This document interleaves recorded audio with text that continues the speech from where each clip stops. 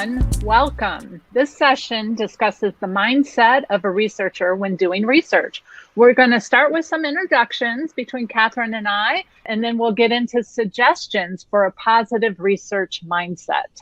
My name is Tracy Camp, and I'm currently the department head of computer science at Colorado School of Mines. In my technical field, I am most known in the wireless networking area for work that I've done to improve the credibility of simulations. I'm also known for work I've done in broadening participation in computing. And one interesting fact is that my most known paper in wireless networking and my most known paper in broadening participation in computing both have the word incredible in the title. I'm a married mom of a junior at Wash U in St. Louis and a daughter of a high school senior. My default mode is definitely an optimistic one, and I'll discuss several wonderful benefits of having a positive mindset later in this talk. Of course, it's hard to be 100% positive all the time, especially when a rejection comes in.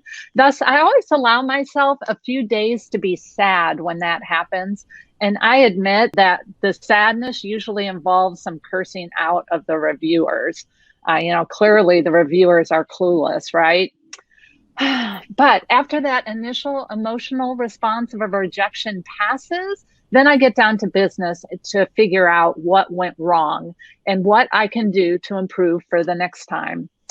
I'm constantly aware of the stress in my life. I'm leading the second largest department at Colorado School of Mines in a global pandemic. So lots of stressors definitely surround me. So what I do to try to reduce that stress, the biggest thing for me is getting outside and going for a nice hike. Doing that instantly takes me from this stressed mess to a serene calm. So I've been hiking a lot this past year. Now, during our discussion later, if we have time, I'd love to discuss some research strategies that are more operational if there's interest in the attendees for doing that, such as questions on what you should be asking yourself when you read a paper, or how it's really beneficial to have group members develop a weekly P4 that helps you track progress, problems, plans, and play. Catherine? Hi, I wanted to share a picture of myself with two of my three sons, and I have a husband too, so 2 of 4 good men. And that's a picture in Montana where my oldest son lives, and we were visiting. And I'm known for optimizing Java runtimes, and particularly garbage collection. And I'm one of the co-inventors of the DeCapo benchmark suite and benchmarking technologies. Currently, I'm working on a different kind of resource management, on trying to buy fewer computers, but run more workloads on them in Google Cloud. One of the things that's never on the resume of people is their failures, yet those are critical to how you view your work and how you view yourself. And so when you see an impressive resume, you should also think what things aren't on there because they didn't work out. And one of the things I like to share with students is I failed my qualifying exams, thought I was leaving graduate school, and here I am many years later, a successful academic. So don't let failures define your choices in life is one of my mottos. And that's part of the reason I have developed this talk and try to think about how you deal with failures and how you create success even when failures happen to you. Now, I'm going to focus in my talk on how bias can influence both what you work on, how you think about research problems, and one of the things that I've done in my career is work on classic problems that never go out of style, but also trying not to jump on the bandwagon of what everybody else is working on. For research setbacks, I am sad for a certain amount of time, but I try to be proactive.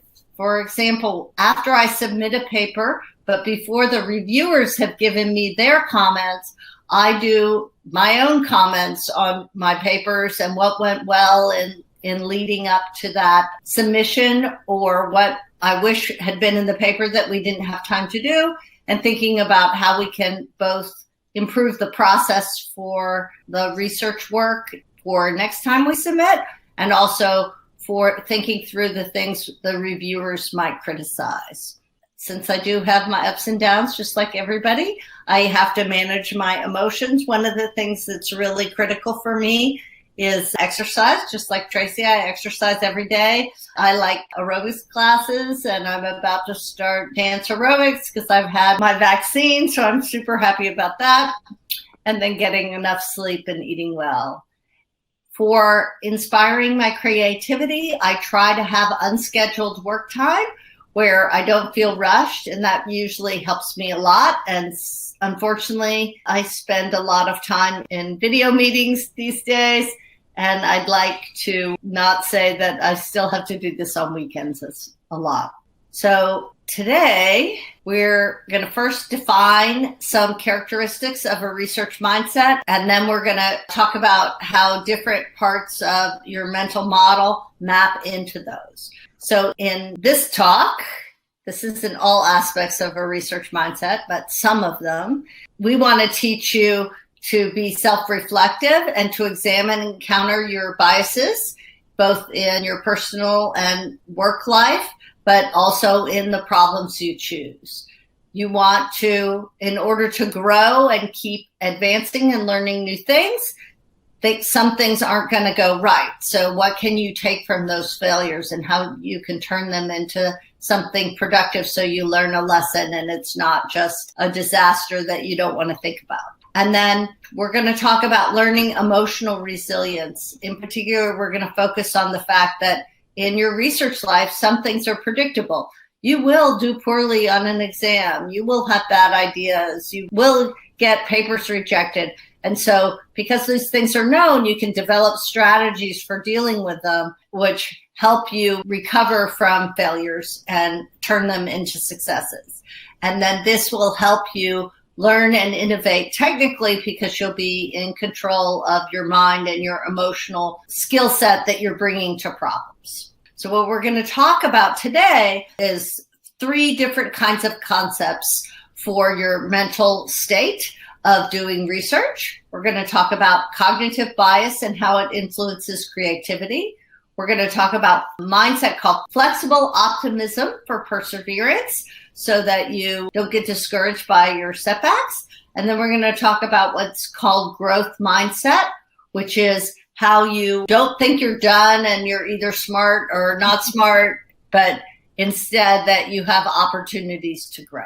So I'm going to talk first about bias. So what is a bias? So we think of biases as being an ism, like sexism or racism, but it's much broader than that. A cognitive bias is a mental model pattern which you need to function. Like you have to generalize so that you can cross the road, that you look both directions, that cars aren't coming so fast around the corner that you'll die. So in order to function, you have to have biases and you have to have generalizations about people, about situations, and that helps you function. But it's hard to distinguish things that are generalizations and information processing versus mental noise versus just like there's a limited amount that you can think about and process today.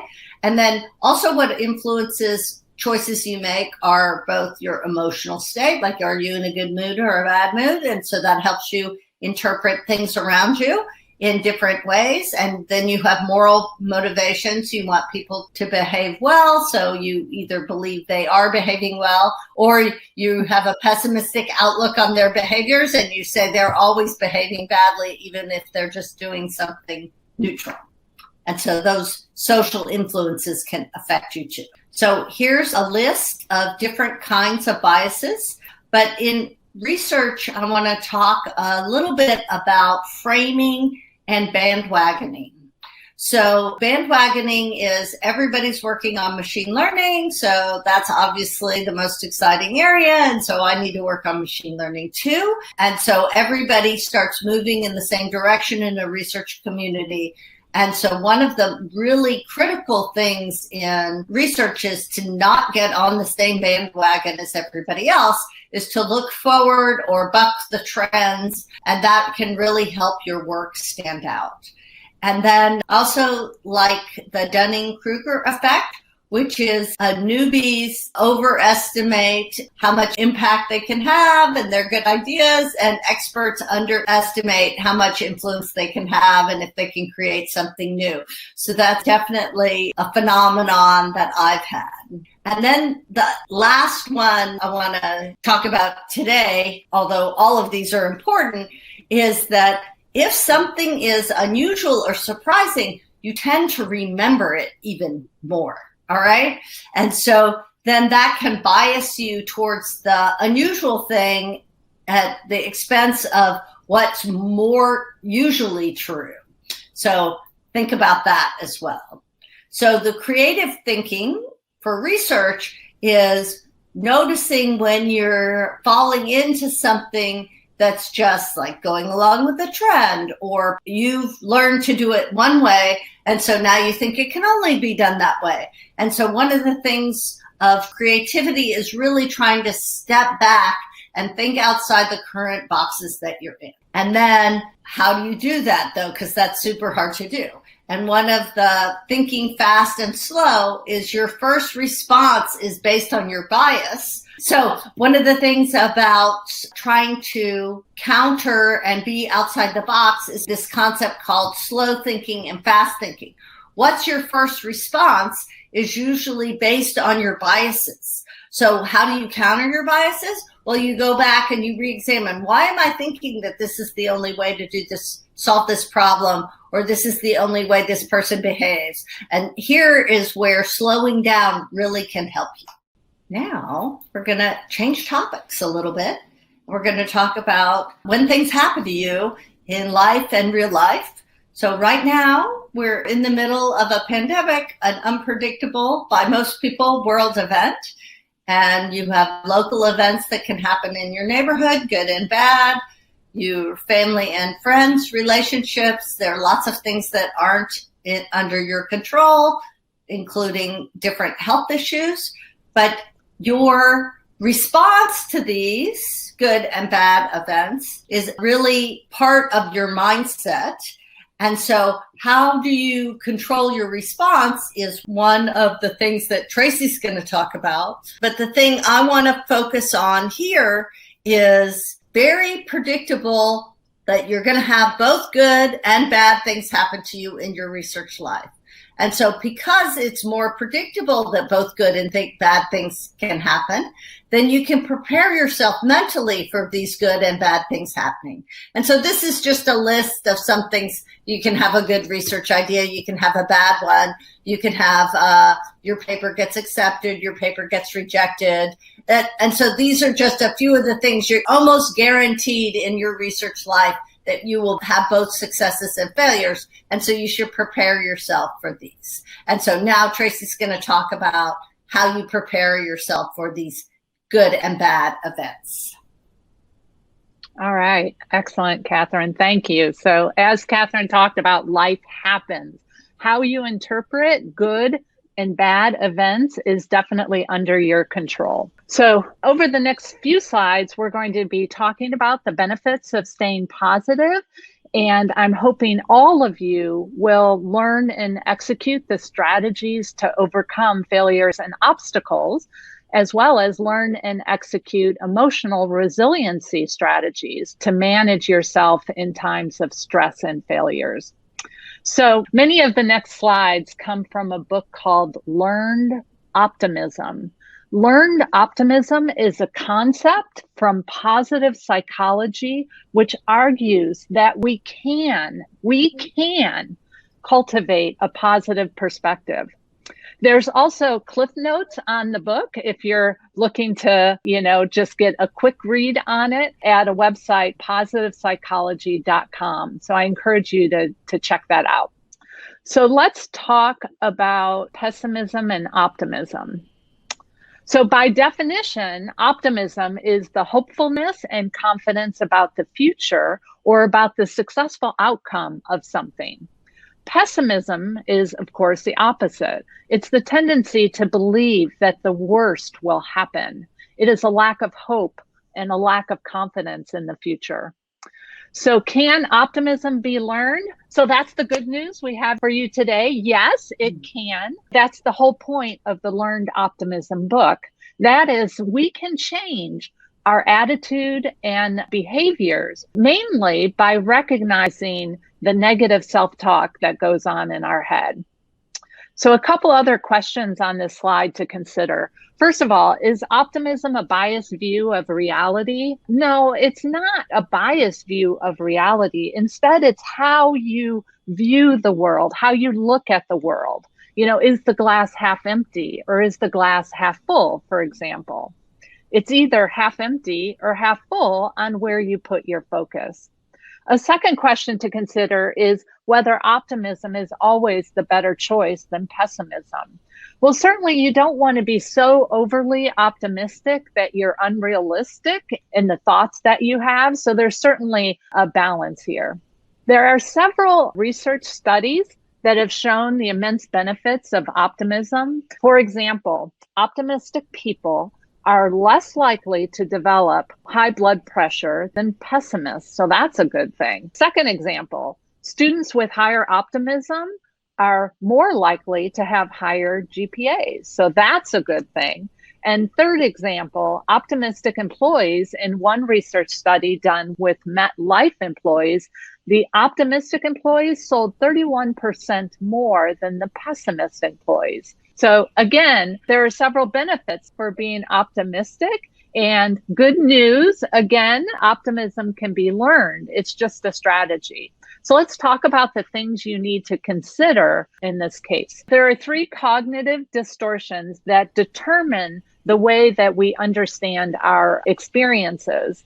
And the author of this positive psychology refers to these as the 3 Ps: permanence, pervasiveness, and personalization. So we're going to talk about each of these in turn. So let's start with permanence. First, permanence concerns whether we view a negative situation as something that's just fleeting and temporary, or whether we view the negative situation as lasting and unchangeable. In other words, it's how permanent is the negative situation. A pessimist will think, for example, I'll never have a good idea. I'm just not creative. That's an example of something that's lasting and unchanging. Where an optimist will think, I didn't get a good night's sleep last night, so there's no good ideas coming out of me right now. The second P, pervasiveness, concerns whether we view a negative event as something that is contained and limited, or whether it's all encompassing, like a total catastrophe. In other words, how pervasive is that negative event? As an example, a pessimist might believe, oh, I did such a terrible job. I will never be hired again, ever. Where an optimist will believe, I'll get this paper accepted next time. I just need to improve the performance results to get it done. The last P, personalization, concerns whether you attribute an event to internal factors or whether you attribute an event to external factors. So a pessimist, for example, will attribute a bad event to internal factors, that the failure is completely their fault. Whereas an optimist will externalize the bad event so that the person can do better next time. So in summary, pessimist believes that bad events or misfortunes will last a long time, will undermine everything that they do, and they believe that the bad event is their own fault. So in other words, a pessimist style is to produce this passiveness. A pessimist believes that actions are futile. So that's certainly not a good thing. For optimists, in summary, for optimists believe bad events are a temporary setback, are limited to just that one event, and is not their fault.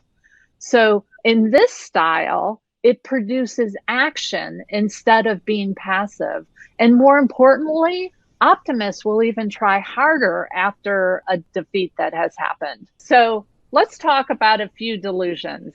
There's a few delusions that are listed in this slide for you to keep in mind. The first one I definitely want to touch on. It is never your fault.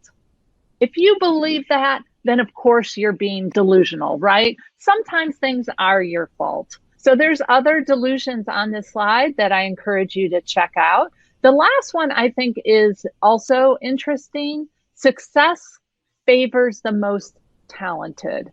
That's also another delusion that if you think that, you ought to reconsider that. Success does not always favor the most talented, but rather the adequately talented who is also an optimist. So I'm a professor at a university, so of course I got to give you a little homework. If you want to learn how to be an optimist, then I encourage you to think about how you might consider the 3 Ps: permanence, pervasiveness, and personalization in these 2 scenarios. Suppose, for example, you get a paper accepted. Think about the 3 Ps and how you respond to that paper being accepted. Or suppose you get a paper rejected. Again, think about the 3 Ps and how you respond to that situation. You can definitely, if you work at it, learn to be more optimistic. Back to you, Catherine. Now we're going to talk about this notion of growth mindset, which is putting into action what we call flexible optimism, where you're not deluded, you're using these learned optimism skills to help you with your work. And so an example of a fixed mindset is that I'm smart or I'm not, or I'm athletic or not, I'm empathetic or not, or I succeed because I have this property, and failure is because I'm not X enough or Y enough.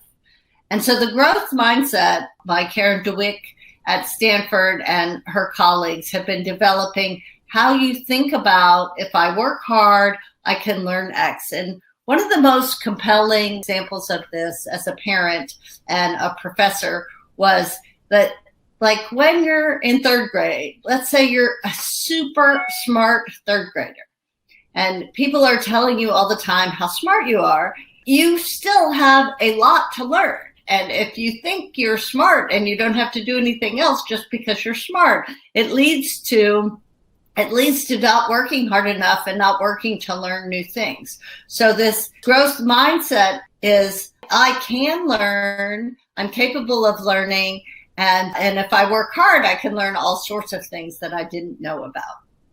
So to summarize, the things we've talked to you today about is trying to have a research mindset for research life events, and using both a growth mindset and this flexible optimism concept to help you with your research life as all these things happen. So you're going to have ideas, you're going to work on ideas, you're going to discuss them, submit papers, give talks, teach classes, and receive a lot of feedback. So in these settings, you're going to think about, what are my biases? How can I counteract them? What are my failures that I haven't done things right? How can I learn from these failures so I can have more success and more emotional resilience in the future? And then how do I learn and innovate technically to help me achieve my life goals, and that I'm super capable of learning and innovating, and I'm looking forward to it.